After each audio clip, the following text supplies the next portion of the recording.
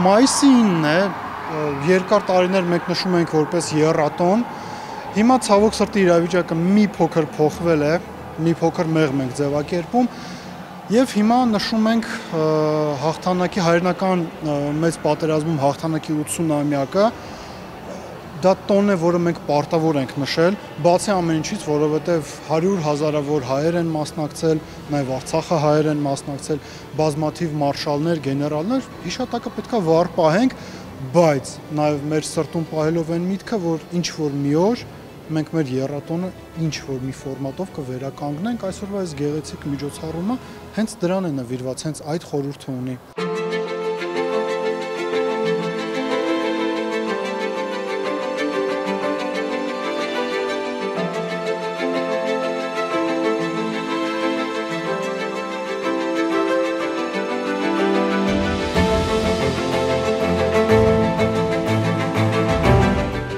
Մրցաշարը արդեն 3-րդ տարին է ինչ գործում է,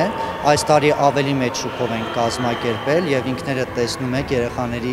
զվարճանքը, ուրախությունը եւ մրցակցությունը, իսկ մայիսի 9-ի կապակցությամբ իհարկե այս տոնը հայ ժողովրդի համար պետք է օգտագործել երեխաներին մոտեցնելու հաղթանակին, ձգտմանը հաղթանակին եւ այն խորհուրդը, որը տվել է մայիսի 9-ը հայրենական մեծ պատերազմի ժամանակ, ինչ համախմբվածությամբ, միասնականությամբ է դա եղել, այդ փիլիսոփայությունը մենք փորձում ենք փոխանցել երեխաներին բասկետբոլ մարզաձևի միջոցով։